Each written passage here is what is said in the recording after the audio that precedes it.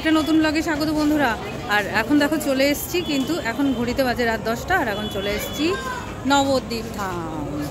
আর আজকে হচ্ছে বৃহস্পতিবার, আগামীকাল রাস। তোমাদের সবাইকে জানাই রাস পূর্ণিমার অ্যাডভান্স শুভেচ্ছা। নবদ্বীপে তো জানোই, নবদ্বীপে হচ্ছে রাস খুব বিখ্যাত, তাই চলে এসেছি। আর নবদ্বীপে যেহেতু বোনের বাড়ির জন্য থাকা জায়গারও কোনো অসুবিধা নেই, তাই বোনের বাড়ি থেকে চলে এসেছি রাস দেখতে। অনেক দিন আগে একবার এসেছিলাম, তারপরে অনেক বছর আর আসা হয়নি, তাই এবারে চলে এসেছি। আর কালকে ফ্রাইডে, তারপরের দিন শনিবার, ছুটিও পাওয়া গেছে একটা। তাহলে চলো আমার সাথে থাকবে, দেখতে থাকবে যে কীভাবে আমরা রাসে কি দেখলাম, কি করলাম, কি না করলাম, সবই দেখতে হবে। তাহলে চলো সাথে থাকো।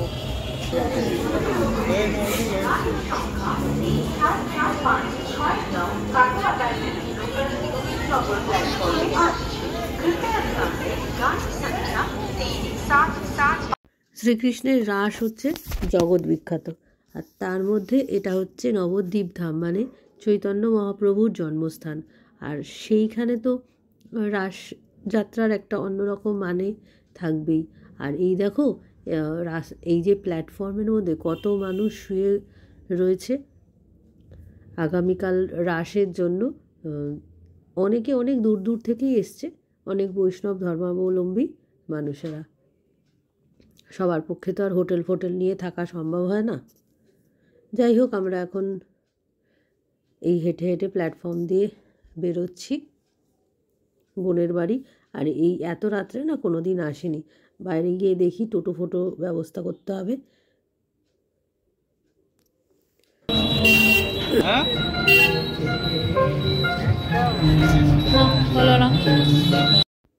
এসে পৌঁছে গেছি বোনের বাড়িতে। আর এই দেখো, চিনতে পারছো রিতমকে? আগের ব্লগেই তোমরা দেখেছো, আমার মামাতো ভাই। আর ও তো অনেক আগেই পৌঁছে গেছে। আর এখন দেখো ওরা এসে দেখছি যে ও রান্নায় হাত লাগিয়ে দিয়েছে, একটা পিকনিক ব্যাপার।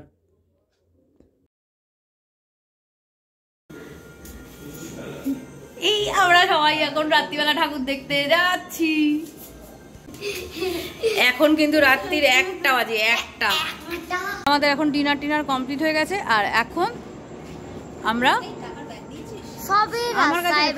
সবে বেরোচ্ছি, আমরা ঠাকুর দেখতে যাচ্ছি। কারণ কালকে এত ভিড় হবে, তখন আর ভালো করে দেখতে পাবো না। ওই দেখো চারপাশে, আর রাস মানে পূর্ণিমা পড়ে গেছে, তাই জন্য আজকে মানে বৃহস্পতিবার, আজকের রাত থেকেই পুজো শুরু হচ্ছে সব জায়গায়।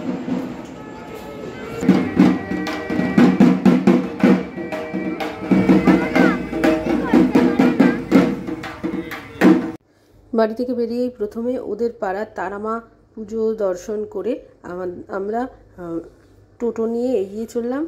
আর পথে অনেক ঠাকুরই দেখে নিলাম। এরপরে আমাদের গন্তব্য হচ্ছে নবদ্বীপের 4টে শ্যামা মা, বড় শ্যামা, মেজ শ্যামা, সেজ শ্যামা, ছোট শ্যামা।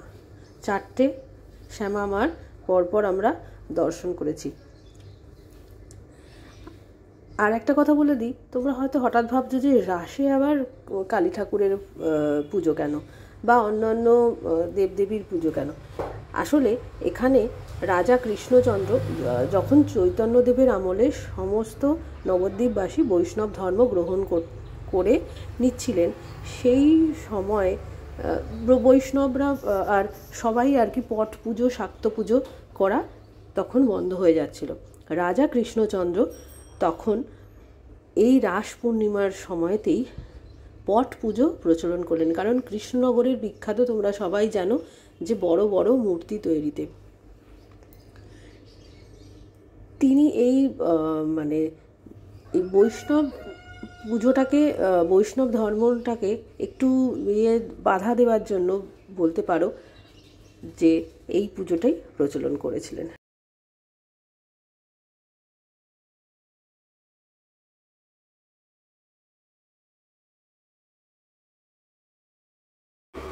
সেই সময় থেকেই কিন্তু রাস পূর্ণিমার দিন একধারে যেরকম রাধাকৃষ্ণের পুজো হয়, তার সাথে সাথে কিন্তু বিভিন্ন রকম পটের পুজো হয়।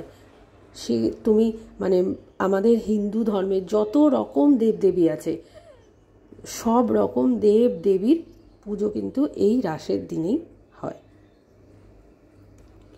এই নতুনত্বটার জন্যই কিন্তু নবদ্বীপের রাস এত বিখ্যাত। একদম অন্যরকম অনুভূতি হবে। কেন বলো তো, মানে একসাথে আমরা যেরকম দেখেছি যেখানেই যা পুজোই দেখি না কেন একটা পুজো হলে সব জায়গায় একই ঠাকুর একই মূর্তি, কিন্তু এইখানে কিন্তু এটা সম্পূর্ণ একটা অন্যরকম অভিজ্ঞতা। এই যে আমরা এখন যে প্যান্ডেলটায় ঢুকছি, এই প্যান্ডেলের মূর্তিটা দেখো, সেখানে কিন্তু কালীও না, রাধাকৃষ্ণও না, এখানে অন্যরকম একটা মূর্তি।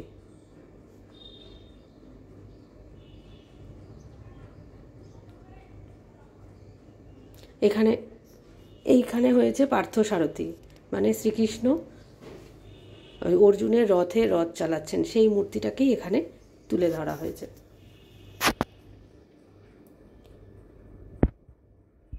আর এবারে দেখো পরপর তোমাদের, এটা হচ্ছে চণ্ডী মাতা, শ্রী কাত্যায়নী মাতা। এরপরে আমরা বৃন্দাবনের নিধিবনে প্রবেশ করলাম।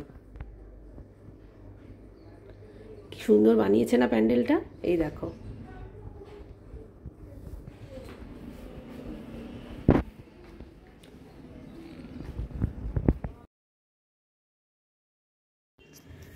নিধিবনের প্যান্ডেলে ঘোরাঘুরি করতে করতে দেখতে পেলাম স্বয়ং রাধাকৃষ্ণ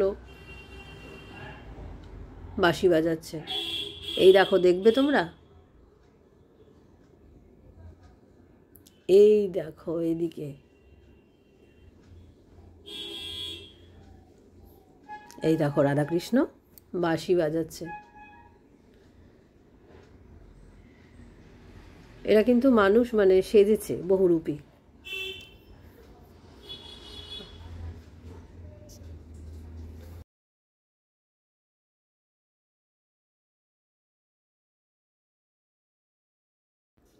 বেশ অনেকটাই রাত হয়ে গেছিল। এখন আমরা পোড়ামা মন্দিরের সামনে চলে এসেছি। দেখো রাতের অন্ধকারে মন্দির বন্ধ। আমি বাইরে থেকেই প্রণাম করেছিলাম মাকে, আর তারপরে বেশ কিছু ছবি তুললাম। আর ভগ্নিপতির বেশ কয়েকজন বন্ধু, তাদের ফ্যামিলির সাথেও দেখা হলো। তারপরে আমরা এক জায়গায় দাঁড়িয়ে রাতের বেলা সবাই মিলে চা খেয়ে তারপরে বাড়ি ফিরে চলে এসেছিলাম। আজকের পর্বটা তাহলে এইটুকুই। আবার এর পরবর্তী পর্বে তোমরা দেখতে পাবে কিভাবে আরং হয়, বিসর্জন হয়, সমস্তটাই আমি অল্প অল্প করে তুলে ধরার চেষ্টা করেছি। তাহলে সঙ্গে থেকো, সাথে থেকো বন্ধুরা। তোমরা সবাই খুব ভালো থেকো। আবার দেখা হবে পরের ব্লগে।